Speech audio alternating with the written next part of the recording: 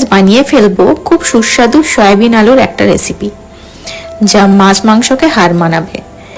নমস্কার, হেসেল ডায়েরিজে আপনাদের সবাইকে স্বাগত। আজ থেকে হেসেল ডায়েরিজের নতুন পথ চলা শুরু হলো। চলুন তাহলে এবার শুরু করা যাক। কড়াইয়ে কিছুটা জল নিয়ে তাতে সামান্য একটু নুন দিয়ে সয়াবিনগুলোকে সেদ্ধ করে নেব। দুটো মিডিয়াম সাইজের পেঁয়াজ, একটা রসুন, কিছুটা আদা কুচি, সবগুলোকে একসাথে পেস্ট করে নেব। এবার একটা টমেটো ভালো করে পেস্ট করে নিতে হবে। এদিকে দেখো, সয়াবিনগুলো কিন্তু খুব ভালোভাবে সেদ্ধ হয়ে গেছে। এরপর কড়াইয়ে সামান্য তেল দিয়ে সয়াবিনগুলোকে দিয়ে সামান্য একটু নুন দিয়ে লাল হওয়া পর্যন্ত ভেজে তুলে নিতে হবে। এখানে আমি 3টে মিডিয়াম সাইজের আলু নিয়েছি।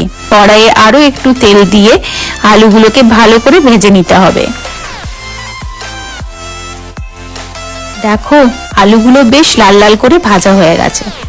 কড়াইয়ে আরো একটু তেল দিয়ে তেল গরম হয়ে এলে তেলে গোটা জিরে, একটা শুকনো লঙ্কা, একটা তেজপাতা ও গোটা গরম মশলা ফোড়ন দিয়ে তাতে তৈরি করে রাখা পেস্টটা দিয়ে 1 চামচ হলুদ গুঁড়ো, 1 চামচ জিরে গুঁড়ো ও 1 চামচ ধনে গুঁড়ো দিয়ে এভাবে কষতে কষতে ওতে বানিয়ে রাখা টমেটোর পেস্টটা দিয়ে দেব। আবার একটু নেড়ে চেড়ে নিয়ে একটু একটু করে জল দিয়ে মশলাটা ভালো করে কষতে লাগবো। তাতে দিয়ে দেবো পরিমাণ মতো নুন এবং পরিমাণ মতো চিনি।